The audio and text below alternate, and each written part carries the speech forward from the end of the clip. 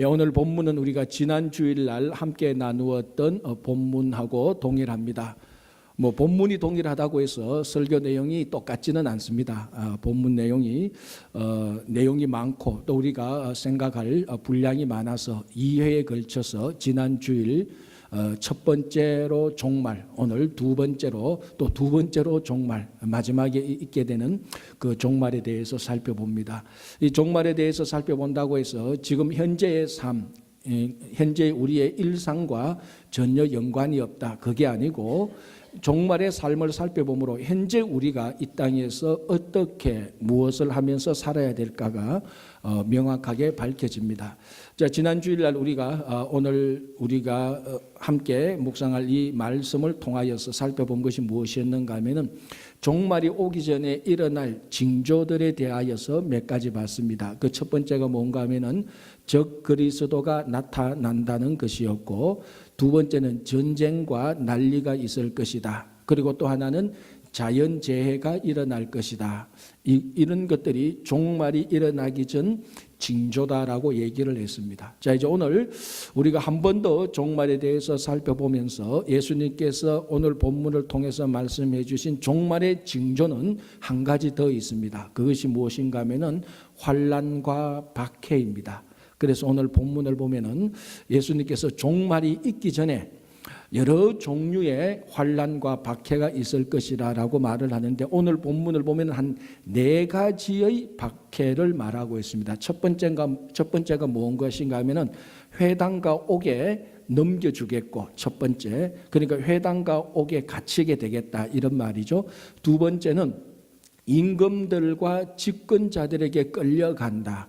그래, 한 나라의 왕이나 정치 지도자들에게 그 앞에서 끌려가서 굴욕을 당하는다, 그런 박해를 말하는 것이고, 세 번째는 이 가족 간의 박해를 말하고 있습니다. 그러니까 가족이 가족을 박해를 하게 되는 그런 일이 일어날 것이고, 네 번째는 모든 사람들에게 미움을 받을 것이다. 이렇게 네 카테고리, 네 범주에 나누어서 박해를 받을 것이다 라고 말을 합니다. 자, 간략하게 이것을 살펴보면 이렇게 됩니다. 회당과 옥에 갇히게 된다. 이 말은 아마 주로 유대인들에 의한 핍박을 의미하는 것 같습니다. 그 동족들로부터 받는 핍박이죠. 자, 예를 들자면은 우리 사도행전을 보면은 사도 바울도 그렇고, 특별히 서대반 집사 같은 경우에는 공회에서, 여기서 공회는 유대인 공회거든요. 이 유대인 공회에서 예수 그리스도를 증거하다가 박해를 받았습니다. 그런데 그 박해가 어느 정도냐? 돌에 맞아서 죽게 되었습니다. 그러니까 박해의 최고 절정이죠. 끝까지 박해를 받아서 죽게 되었습니다. 이 공회, 유대인 공회, 서대반과 같은 그러니까 유대인 동족으로부터 받았던 그런 박해를 말합니다. 자, 두 번째는 임금 또는 왕이죠. 왕과 집권자들에게 끌려 나간다. 자, 또 사도행전을 보면은 사도 바울이 베스더와 벨릭스 같은 로마 총독에게 끌려가서 굴욕을 당하게 되는, 박해를 당하게 되는 것을 말합니다.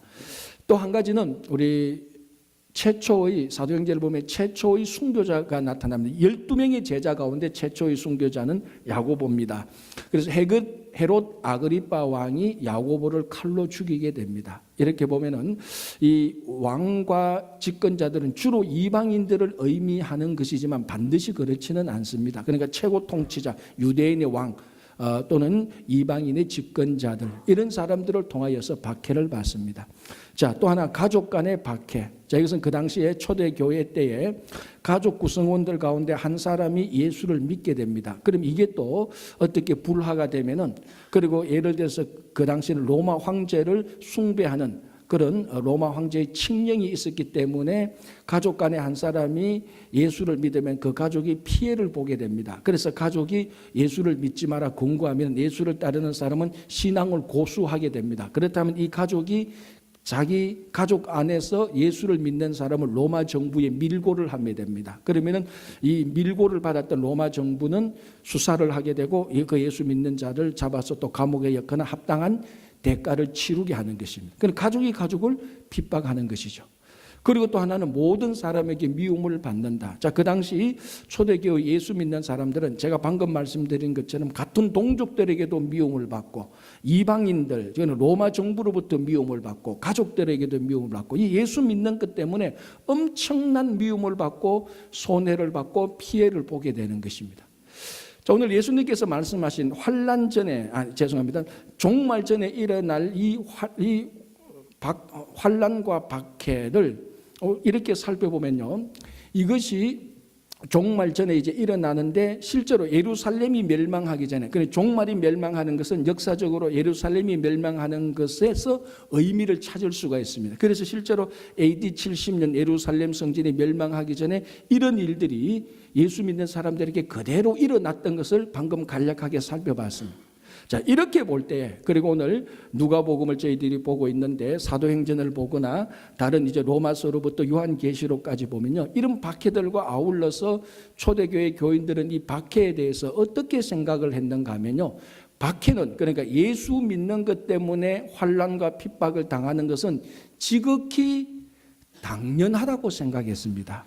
그게 이상한 게 아닙니다. 다시 말하자면, 간략하게 말하자면, 예수를 믿는 것은 박해를 당하는 것이다라고 자연스럽게 받아들였습니다. 오히려 예수를 믿는데 박해를 받지 않으면 그게 이상할 정도입니다. 자, 이게 오늘날 우리들이 예수 믿으면서 박해받는 것, 환난 당하는 것하고 참 차이가 있죠. 물론 오늘날에도 전 지구상의 지도를 펴놓고 이렇게 구석구석을 보면은 초대교회만큼 또는 초대교회보다 더 심하게 박해를 받는 곳이 많이 있습니다. 자, 그런데 오늘은 그런 사람들을 말하기보다는 지금 우리들의 이야기를 해보자 하는 것입니다. 자, 미국에서 우리가 이민 생활을 하면서 예수 믿는 것 때문에 여러분들이 어느 정도까지 박해를 받아봤습니까? 모르긴 몰라도 이 가운데 절반 이상은 예수 믿는 것 때문에 돌멩이 하나 맞아본 적 없을 겁니다. 맞아본 적 있습니까?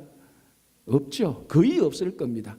사실 우리는 어떤 경향들이 있는가 하면 예수 믿는 것 때문에 박해를 받는다, 환난과 핍박을 당한다 그러면은 예수 믿는 것 때문에 손해봤다라고 말합니다. 아, 이거 예수 믿어서 이거 인생 망치겠구나. 어떤 사람은 그렇게까지 말합니다. 아, 예수 믿으면 복 받을 줄 알았지. 예수 믿는 것 때문에 교회 다니는 것 때문에 이게 괜히 이거 손해보고, 야, 이래가 되겠나? 안 되겠다. 내가 예수 믿는 거 좀 쉬어야 되겠다. 우리가 흔히 하는 말로 방학한다 그러죠. 그런 말도 하고, 심지어 어떤 사람은 종교를 바꾸는 것도 제가 봤습니다. 물론 예수 믿다가 불교로는 가는 경우는 거의 못 봤는데 천주교는 쉽게 갔디다. 보니까 예수 믿는 게 불편하거든. 교회 와서 신앙생활하는 거 불편하니까 훨씬 더 쉬운 거 천주교로 가는 것도 제가 직접 봤습니다. 그런데 오늘날 우리는 이 환난과 박해를 굉장히 이상하게 생각합니다. 오늘날 우리가 살고 있는 이 시대에 예수 믿는 것 때문에 환난이나 박해당하면 내가 손해받거나 피해를 받거나 딴 생각을 하기 시작한다는 것입니다. 그런데 초대교회 교인들은 환난과 핍박을 자연스럽게 당연하게 생각했습니다. 심지어는 예수 믿는 것 때문에 환난과 박해를 당하는 것은 예수님의 제자가 되는 참된 표시라고 생각을 했습니다. 무슨 말인가 하면, 다시 한 번 더 말씀드리자면, 내가 예수를 믿어서 박해를 받아야, 그 환난과 핍박을 받아야 이제야 내가 예수님의 제자가 되는구나라고 그렇게 생각을 했다는 것입니다. 심지어는 환난과 박해를 받는 것을 자랑스럽게 생각했습니다. 자, 우리 사도 바울을 보십시오. 가장 대표적으로 갈라디아서 6장에 바울이 뭐라고 말합니까? 내 몸에 예수의 흔적이 있다라고, 그것을 당당하게 말하고 그것을 예수 그리스도의 제자라는 표시로 사용했습니다. 그러니까 환난, 그것을 말하는 사도 바울이 말한 자기 몸에 있는 예수의 흔적은 예수를 믿고 복음을 전하다가 받았던 수없이 많은 종류의 환난, 박해를 의미하는 것입니다. 이처럼 초대교회 교인들은 환난과 박해를 당연하게 예수 그리스도를 믿는 참된 표시로서 자랑스럽게 생각했습니다. 그런데 오늘날 우리들은 예수 믿고 환난 박해 당하면은 아주 이상하게 생각하고, 미안합니다, 이런 표현을 써서 재수 없다고 말하는 사람들도 있습니다. 얼마나 이상합니까? 자, 여러분들이 신앙생활하면서 예수 그리스도를 따라가는, 예수 그리스도를 믿는 사람으로서 정말 여러분들이 예수 그리스도를 알고자 하고 예수 그리스도를 경험하고자 한다면 여러분들은 반드시 환난과 핍박을 당해야 됩니다. 여기는 반드시라는 것이 있습니다. 만약에 여러분들이 교회 공동체 생활을 하더라도 쉽게 편하게만 신앙생활을 한다고 하면은 환난과 박해를 멀리해도 될 것입니다. 그러나 우리 가운데 어느 누구라도 내가 예수 그리스도를 알고 예수 그리스도의 삶에 동참하고 내 삶이 예수 그리스도의 삶이 되고자 한다면은 거기에는 환난과 박해가 반드시 있어야 되는 것입니다. 자, 무엇이 진짜로 복된 삶입니까? 출세하고 성공하고 그게 복된 삶입니까? 자, 진짜로 하나님께서 우리들에게 원하는 진짜 복된 삶은 우리의 삶이 예수 그리스도의 삶과 일치하는 것입니다. 그게 복된 삶입니다. 많은 사람들이 그게 아니고 그냥 잘 되고 잘 먹고 행복하게 사는 것이 복된 삶이라고 말하지만은 예수님께서 가르쳐 주신 진짜 복된 삶은 내 삶이 예수 그리스도의 삶에 동참하게 되고 그래서 내 삶이 예수 그리스도의 삶이 되는 것입니다. 이 세상에서 복된 삶은 자기 가치를 실현하고 자아를 드러내고 많은 사람들에게 인기를 얻고 많은 사람들한테 존경을 받는 것이 복되고 행복한 삶이라고 말하지만 성경이 말하는 복되고 행복한 삶은 내 삶이 예수 그리스도의 삶이 되는 것이 복된 삶입니다. 그렇게 하기 위해서는 환난과 핍박을 필수적으로 반드시 받아야 됩니다. 왜 그런 줄 아십니까? 예수님께서 그러했기 때문에 그렇습니다. 고난 없이는 예수 그리스도의 삶을 이해하지 못합니다. 아무리 여러분들이 똑똑하고 아무리 여러분들이 성경을 많이 읽고 아무리 여러분들이 기도를 많이 했다 할지라도 예수 그리스도의 고난에 동참하지 않는다면 예수 그리스도를 알지도 못하고 그리스도의 삶도 살지 못합니다. 그래서 초대교회 교인들은 환난과 핍박을 받을 때에 내가 드디어 예수 그리스도의 제자가 되는구나. 내가 드디어 예수 그리스도의 삶에 동참하게 되고 내가 드디어 예수 그리스도의 삶을 살게 되는 복된 삶을 사는구나라고 생각하면서 환난과 핍박을 자연스럽게 받아들인 것입니다. 자, 또 하나 초대교회 교인들은 이 환난과 핍박을 받으면서 어떻게 생각을 했는가 하면은 이 환난과 핍박 가운데서 자기들이 더 성숙해지고 더 경건해지고 더 거룩하여진다라고 생각을 했습니다. 자, 대표적으로 우리 고린도 후서에 나오는 바울이 고백했던 것을 제가 한번 읽어드릴게요. 고린도 후서 6장 4절에서 8절까지인데요. 이렇게 되어 있습니다. 우리 모든 일에 하나님의 일꾼으로 자천하여 많이 견디는 것과 환난과 궁핍과 고난과 매맞음과 갇힘과 난동과 수고로움과 자지 못함과 먹지 못함 가운데에서, 자, 앞에 말한 것 전부 다 환난과 핍박입니다. 이 환난과 핍박 가운데에서도 깨끗함과 지식과 오래 참음과 자비함과 성령의 감화와 거짓이 없는 사랑과 진리의 말씀과 하나님의 능력으로 의의 무기를 좌우에 가지고 영광과 욕됨으로 걸어했으며. 자, 이게 무슨 말인가 하면요, 쉽게 말하면 이렇습니다. 환난과 핍박 가운데에서도 바울은 더 진실되게 되었고 더 거룩하게 되었고 더 경건하게 되었습니다. 자, 우리 디모데후서 3장 12절에 무엇이라고 고백합니까? 무릇 그리스도 안에서 경건하게 살고자 하는 이는 박해를 받으리로다. 초대 교인들은 이 환난과 핍박 가운데서 자기가 더 경건해지고 거룩해지고 예수 그리스도를 닮아간다고 생각했습니다. 우리 어떤 성도들은 환난과 박해를 받을 때 그게 경건과 거룩과 성숙이 아니고 상처를 받았다라고 하는 분들이 많이 있습니다. 제가 최근에 신약 성경을 보면서 한 가지 놀란 게 있습니다. 여러분 성경 어디를 찾아보십시오. 신약 성경 어디를 찾아보십시오. 우리가 신앙생활하면서 받았다고 말하는 그 신앙의 상처라는 말이 나오는가? 한 구절도 나오지 않습니다. 그래서 제가 검색을 해보니까 상처라는 말이 개역 한글판으로 신약 성경을 검색해 보니까 상처라는 말이 4번 나옵니다. 그런데 이 4번은 전부 다 육체의 상처를 말하는 것입니다. 다시 말하자면 신약 성경에는요, 우리가 신앙생활하면서 상처받았다는 그런 신앙의 상처는 한 구절도 나오지 않는다는 겁니다. 여러분 그게 이상하지 않습니까? 안 이상합니까? 안 이상한 게 저는 이상합니다. 얼마나 많은 환난과 핍박을 받았습니까? 그런데도 한 명도 상처받았다고 얘기를 안 하는 거예요. 우리는 말 한마디만 들어도 상처받는데 누가 좀 삐딱하게 태도만 취해도 왜 저래? 아이 기분 나빠 상처돼 하는 게 우리들의 마음인데 엄청난 환난과 핍박을 받아서도 초대교회 교인들은 내가 상처받았어요. 괴로워요. 그렇게 말하는 구절이 한 군데도 없었습니다. 우리가 신앙에 상처받았다고 말할 때 거기에 전제된 의미가 무엇입니까? 내가 억울하다는 거예요.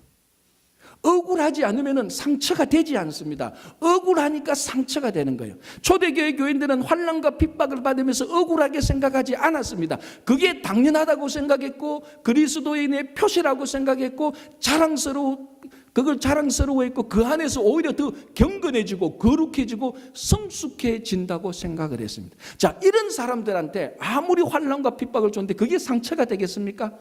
환난과 핍박을 당할수록 내가 드디어 예수님의 제자가 되는구나. 이 환난과 핍박, 이 흔적을 내가 기뻐한다고 말하는 사람한테 무슨 소리라고 어떤 공격을 해도 상처가 되지 않습니다. 그걸 당하면 당할수록 더 경건해지고 더 거룩해지고 성숙해지는 것입니다. 그래서 환난과 핍박은 우리에게 큰 유익이 되는 것입니다. 자, 그렇다면은 왜 종말이 오기 전에 환난과 핍박을 당할 것이다. 모든 사람으로부터 미움을 받을 것이라고 말씀하십니까? 예수 그리스도를 믿는 자들. 이 환난과 핍박을 당함으로 말미암아 더 다듬어지고 예수 그리스도의 삶에 동참하게 되고 예수 그리스도의 삶이 됨으로 말미암아 종말 때에 심판했을 때 하나님 앞에 바로 서게 하기 위함입니다. 이런 환난과 핍박이 없이 종말 때 하나님의 심판 때 앞에 서서는요 너무나 추하고 너무나 이기적이고 탐욕적인 모습으로 설 수밖에 없습니다. 그러나 이 종말의 심판대 앞에서는 환난과 핍박을 거침으로 말미암아 주님의 모습으로 닮아서 심판대 앞에 설 때 하나님께서 기뻐하시는 모습이 되는 것입니다. 그래서 혹시 여러분 지금 환난과 핍박이 있습니까? 진짜 신앙생활을 하는 것 때문에 이것 때문에 고통스럽습니까? 그래서 억울합니까? 억울해하지 마십시오. 정말로 기뻐하십시오. 정말로 여러분들의 이 고난이 여러분들을 예수 그리스도의 삶으로 안내할 것입니다. 그게 진짜 복된 삶이 되는 것입니다.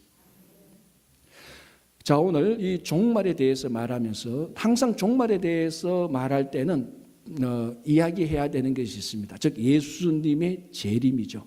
다른 말로 하면 종말과 재림은 일치하는 겁니다. 종말 때에 예수님께서 오시고 예수님께서 다시 오실 때의 종말이죠. 그래서 오늘 보면은 예수님의 재림에 대해서 크게 두 가지를 말하고 있습니다. 첫 번째는 종말 때 예수님께서 다시 오실 모습, 어떤 모습으로 오실 것인가. 두 번째는 언제 오실 것인가, 언제 다시 오실 것인가에 대해서 얘기를 합니다.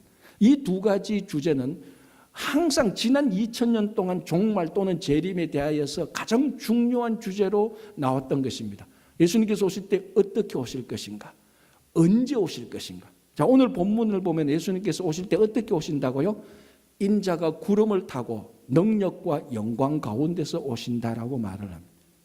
자, 구름을 타고 온다는 것은 몰래 온다는 것입니까? 다른 사람들이 다 알게 온다는 것입니까? 여러분 한번 생각해 보세요. 하늘에서 구름 타고 오는데 몰래 올 수가 있습니까? 다 알게 오죠. 자, 우리 사도행전 1장에도 보면 예수님께서 제자들에게 선교의 사명을 주시고 성천하시는 모습이 나타납니다. 그때 구름에 가리워서 그대로 올라가면서 예수님께서 뭐라고 말씀하십니까? 내가 이 모습으로 올라간 대로 너희들에게 다시 오겠다. 자, 하늘로 올라가는 모습대로 다시 오겠다. 누구든지 다 볼 수 있습니다. 자, 요한계시록 1장 7절에는 뭐라고 말합니까? 예수님께서 다시 오실 때에 그를 찌른 자도 보겠고 각 인의 눈이 모든 사람이 예수님이 다시 오는 것을 보겠다라고 말을 합니다. 무슨 말씀인가 하면은 예수님께서 재림하시는 모습은요 비밀 재림이 아닙니다. 특정한 단체만 알 수 있도록 재림하시는 예수님이 아닙니다. 모든 사람이 다 알 수 있도록 오는 공개적인 공적인 재림입니다. 이게 왜 중요한가 하면요, 지금 또 많은 단체들이나 많은 사람들이 자기들은 예수님이 오신 것을 알고 있대요. 그래서 자기들이 단체에 들어오면은 이미 이 땅에 다시 오시는 재림 예수님을 만날 수 있대요. 구름 타고도 안 왔는데. 그런데 거기에 미혹돼서 들어가는 사람들이 있다는 겁니다. 여러분, 100% 그렇게 말하는 사람은 다 이단입니다. 99.9% 아니고 100%입니다. 다시 한번 말씀드립니다. 물론 그런 일은 없겠지만 예방 차원에서 여러분 혹 주변에 어떤 사람이라도 우리가 하는 성경 공부나 우리가 하는 모임이나 우리가 있는 단체에 오시면은 넌지시 말하기를 예수님을 다시 오실 예수님을 만날 수 있거나 이상한 소리를 하면요, 가차없이 잘라버리십시오. 다 이단입니다. 아니면 이단으로 들어가는 입구에 서 있는 사람들입니다. 오늘 예수님께서 말씀하십니다. 다시 오실 예수님은 공개적으로 옵니다. 특정한 사람들이 알도록 오는 게 아닙니다. 어떤 사람은 이미 왔다라고 말하는데 그런 소리 하지 마십시오. 아직까지 구름 타고 오신 예수님은 오시지 않았습니다. 자, 이렇게 예수님께서는 공개적으로 오신다고 말하고 이제 더 중요한 이슈가 나오는 겁니다. 지난 2000년 동안 훨씬 더 중요했고 더 논쟁적이 되었던 것, 언제 오느냐라는 겁니다. 자, 오늘 또 본문을 보면은 약간은 헷갈리도록 말하고 있습니다. 언제 오느냐에 대해서 예수님께서 두 가지를 말하고 있습니다. 첫 번째는 예수님께서 언제 오실 것인가에 대한 그 징조로서 무화과나무 비유를 말씀하고 있습니다. 자, 아주 간단하죠. 예수님께서 말씀하십니다. 무화과나무에 싹이 나면은 여름이 올 줄을 안다. 누구든지 알거든요. 무화과나무에 싹이 나면 이제 곧 여름이 될 것이라는 것은 누구든지 압니다. 그래서 무화과나무에 싹이 나면은 여름이 곧 온다는 것을 아는 것처럼 이런 징조들이 있으면은 예수님이 재림이 다시 있을 것이라는 것입니다. 그러니까 예수님이 오실 것을 안다라고 말을 하고 있습니다. 그러면서 그 다음 구절에는 뜻밖의 이런 일들이 덫처럼, 함정이죠. 덫처럼 일어날 것이다 라고 말합니다. 덫 또는 함정은 아는 겁니까? 모르는 겁니까? 모르는 거죠. 함정을 모르게 파지 누가 알도록 팝니까? 무화과나무 비유에서는 예수님이 오실 징조를 보면은 무화과나무에 싹이 나면은 곧 예수님이 오고 그 다음에 한 세대 안에 예수님께서 오실 것이라고 말씀했기 때문에 잘 계산하면 예수님이 언제 올 것인가를 알 것 같은데 그 다음에는 뜻밖의 이런 일이 덫처럼 올 것이다. 그는 갑자기 아무도 예상하지 못했던 갑자기 그리고 함정처럼 누구도 모르는 함정처럼 올 것이다. 그래서 예수님이 오는 징조를 보면은 안다는 말인지 모른다는 말인지 이게 헷갈리는 겁니다. 자, 쉽게 말하자면 이렇게 보면 됩니다. 유대인들은 미래에 대해서 두 가지 생각이 있었습니다. 첫 번째는 명확한 미래, 두 번째는 불명확한 미래. 둘 다 미래를 보는데요. 명확한 미래는 어떤 것이 있습니까? 쉽게 말하자면은 오늘이 지나면은 내일은 반드시 옵니다. 이거는 명확합니다. 누가 부인할 수가 없습니다. 오늘 다음에는 내일이 옵니다. 명확한 미래입니다. 그러나 내일이 온다 할지라도 내일 바람이 동쪽에서 불지 서쪽에서 불지 모릅니다. 물론 일기예보가 말하긴 하지만 일기예보가 정확지 않잖아요. 뭐 그 당시 일기예보도 없었으니까. 내일이 오는 것은 명확한 미래인데 오는 내일은 바람이 어디서 불지 비가 불지 불명확하다는 것입니다. 우리 인생도 똑같습니다. 여러분 우리 인생에 명확한 게 뭡니까? 다 죽습니다. 명확하죠. 불명확한 건 뭡니까? 언제 죽는가를 모른다는 거죠. 똑같습니다. 예수님은 반드시 옵니다. 그게 무화과나무의 비유입니다. 지난 2000년 동안 예수님께서 다시 오시지 아니했다 하더라도 예수님은 반드시 옵니다. 명확한 미래입니다. 그게 무화과나무의 비유의 핵심입니다. 그럼에도 불구하고 뜻밖의 아무도 예상하지 못한 때에 덫처럼 함정처럼 올 것이다. 이 말은 반드시 오는데 언제 오실지 모른다는 겁니다. 뭐 이것은 우리가 성경 안에서 계속해서 반복되는 말입니다. 그럼에도 불구하고 사람들이 자꾸 미혹되어서 사라지는 것입니다. 그래서 오늘 예수님께서도 뭐라고 말씀하시면 그리스도가 여기 있다 저기 있다 하여도 믿지 말라.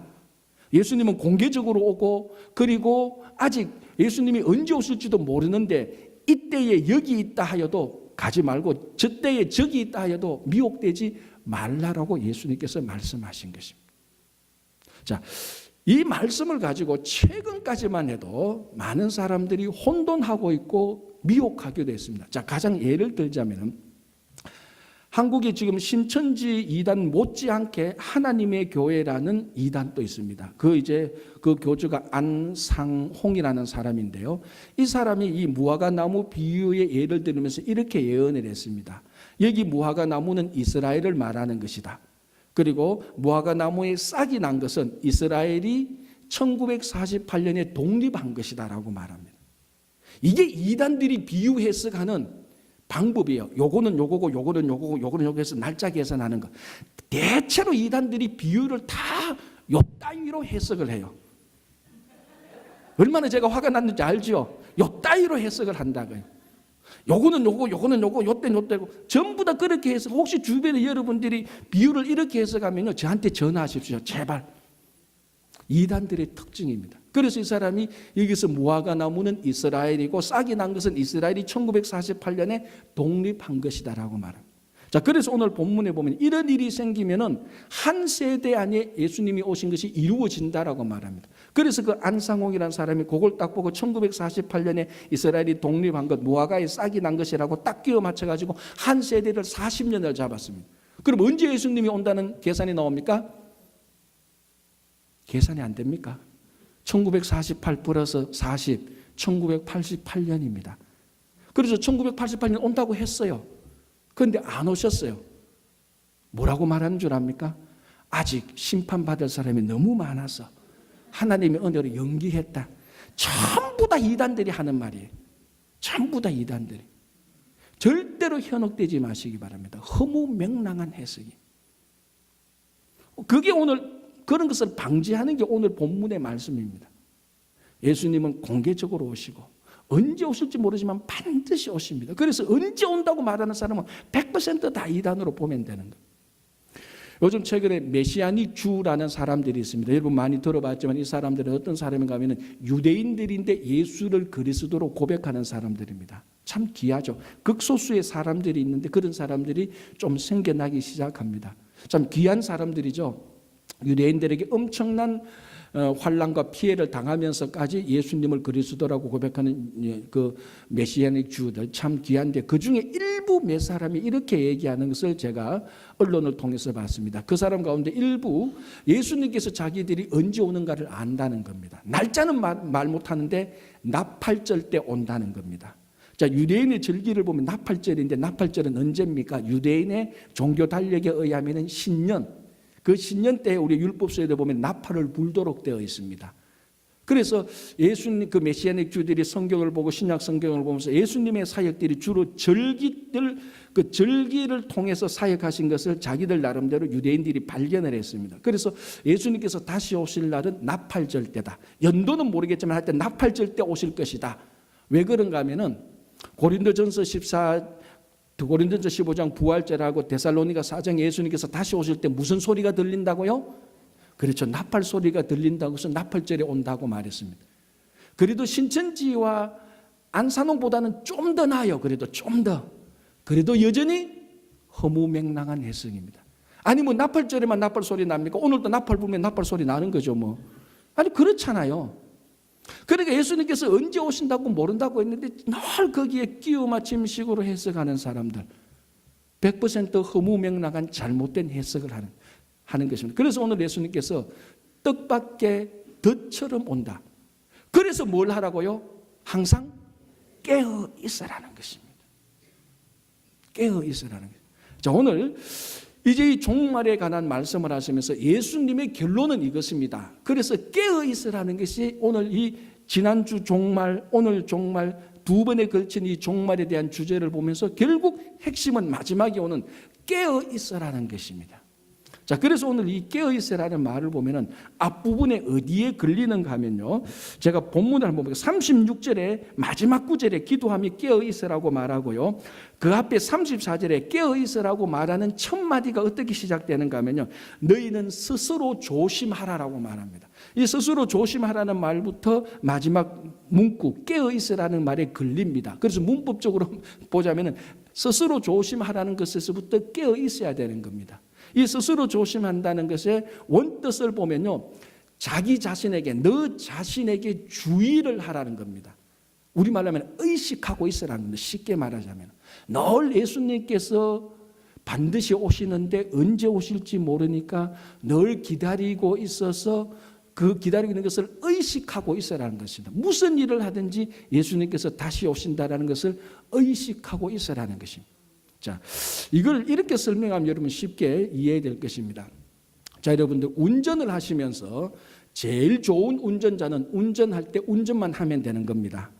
그런데 그렇지 않잖아요. 운전하다 보면은 추우면은 히팅도 틀어야 되고 갑자기 날씨 되면 에어컨도 틀어야 되면 그럼 여러분 운전하다가 차 세워놓고 히터 틀고 다시 갑니까? 아니죠. 운전하면서 히팅 틀고 라디오 듣고 싶으면 라디오 듣고 하는 거죠. 그리고 옆에 서 있으면은 서 있는 게 아니고 옆에 앉아있는 사람하고 얘기를 하잖아요. 여러분 뭐 운전하다가 얘기하고 싶으면 딱 멈춰서 얘기하고 또 운전하고 갑니까? 아니잖아요. 운전하면서 히팅도 틀고 라디오 버튼도 누르고 이야기도 합니다. 어떨 때는 옆에 사람이 막 나쁜 얘기하면 저도 화를 내면서까지 운전을 합니다. 그러면서도 빨간 신호등이 있으면 탁 서요. 그렇잖아요. 가다가 막 얘기하다가 내가 좌회전 해야 되면 깜빡 잊고 좌회전 합니다. 그러다가 막 가다가 여기는 50 스피드 리밋이 50이고 저 앞에 등이 있으니까 저 보안 카메라가 있으니까 막 얘기하다가도 서서히 속도를 늦춥니다. 다 그렇죠. 물론 그러다가 아차하다가 놓쳐서 걸리는 사람도 있지만 대부분은 운전을 하면서도 얘기하고 물도 마시고 히터도 틀고 합니다. 자, 얘기를 하고 히터를 틀고 버튼을 누르고 물을 마시면서도 뭘 의식하고 있습니까? 운전하고 있는 것을 계속 의식하고 있습니다. 그래서 신호등 앞에 서고 스피드 리밋을 지키려고 하고 좌회전하고 우회전을 다 합니다. 이게 의식하고 있는 겁니다. 이게 스스로 조심하고 있는 겁니다. 다시 말하자면 이야기를 하고 물을 마시면서도 운전을 하고 있는 것이 의식하고 있는 겁니다. 여러분 우리가 매일매일 살아가면서 일상적인 삶을 살면서 직장생활하고 하나로마트에 가서 쇼핑도 하고 친구들을 만나서 식사를 할 때도 뭘 의식하라는 겁니까? 예수님께서 다시 오신다. 예수님께서 반드시 오신다. 그걸 의식하고 있는 겁니다. 이야기를 하고 히팅을 틀면서 운전하면서 빨간불이 있다는 것을 의식하듯이 일상적인 삶을 살면서 예수님께서 다시 오신다는 것을 의식하는 겁니다. 그리고 이게 겹치게 오버랩이 돼가 있는 거죠. 이게 의식하는 겁니다. 그렇다고 해서 의식한다고 해서 아무 일도 안 하고 예수님께서 오신다 발발발 뜨는 이게 아니고 삶을 살면서 그 안에는 모든 것이 예수님께서 다시 오실 것이다. 그때는 우리를 심판하실 것이다. 의식을 하라는 것입니다. 그게 스스로 조심하라. 그게 깨어있는 것이 첫 번째입니다.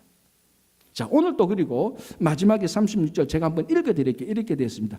그럼 이러므로 너희는 장차올 이 모든 일을 능히 피하고 인자 앞에 서도록 항상 기도하며 깨어있어라. 인자 앞에 서도록. 나중에 재림하실 때 하나님 앞에 심판대에서 다시 당당하게, 이 당당은 교만이 아니고 정당하게 설 수 있도록 기도하며 깨어있으라는 것입니다. 우리는 보통 깨어있으라고 말하면 잠자지 말라, 중독되어서는 안 돼, 각성하고 있어야 돼. 그리고 만약에 잠자고 있는데 예수님께서 오시면 큰일 나. 그러니까 이 깨어있으라는 말을 잠자면은 안 돼, 중독되면 안 돼, 무뎌서는 안 돼라는 위협이나 경고용으로 늘 써왔는데 오늘 이 말씀을 가만히 보면 경고용이라기보다는 하나님 앞에 서도록 기다리고 있으라는 것입니다. 깨어있으라는 것은 위협용이 되기도 하지만은 잠을 자면은 예수님께서 오실 때 큰일 나, 위협이나 경고용이 되기도 하지만 오늘 이 본문은 인자 앞에 서도록 열망하고 있으라는 것입니다. 여러분 깨어있어 기도하면서 깨어있는 사람이 예수님께서 오실 것을 열망하고 기다릴 수가 있습니다. 그래서 초대교회 성도들의 인사말이 뭐였습니까? 마라나타. 예수님이 다시 오심을 기다리는 것입니다. 좋아서 기다리는 것입니다. 겁이 나서 위협으로서 기다리는 것이 아니고 정말 예수님께서 오시면 좋겠다. 주님 빨리 오십시오. 마라나타, 그게 초대교회 교인들의 인사말이었습니다. 그게 깨어있는 것입니다. 물론 깨어있는 것은 한 번 더 말씀드리자면 경고용이기도 합니다. 그러나 경고용을 넘어서 열망하라는 것입니다. 간절히 바라는 것이라십니다. 깨어있는 사람이야말로 열망하지, 잠자는 사람이 어떻게 간절히 바라고 열망할 수가 있습니까? 아니잖아요. 그래서 인자 앞에 서도록, 나중에 심판 앞에 하나님 앞에서 바르게 서도록 예수님께서 다시 오시는 것을 기대하고 열망하라. 그게 깨어있는 것입니다. 자, 여러분, 다시 말씀드리지만 종말은 언제인지 모릅니다. 그러나 반드시 옵니다. 그 오기 전에 환란이 닥칠 것입니다. 아니, 어쩌면 여러분, 우리 지금 일상적인 삶 속에 환란 속에 있는 분들이 있을 것입니다. 여러분, 억울합니까? 그것 때문에 손해보고 고통스럽다고 한탄할 것입니까? 아닙니다. 당연하게 받아들이십시오. 그 환란을 통하여서 여러분들이 거룩해지고 경건해지고, 그 환란을 통하여서 지금 여러분들이 예수 그리스도의 삶에 동참할 수가 있는 것입니다. 그 고난을 통하여서 예수 그리스도의 삶이 되는 겁니다. 그게 복된 삶입니다. 이런 복된 삶을 살면서 다시 오실 예수 그리스도를 열망하는 것, 그게 깨어있는 것입니다. 그래서 여러분, 이 사순절 기간에 우리가 고난을 당한다 할지라도 억울해하지 말고 상처받을 필요가 없습니다. 더 경건해지니까. 그래서 뜻있고 의미 있는 고난을 통하여서 좋은 사순절을 경험하시기를 바랍니다.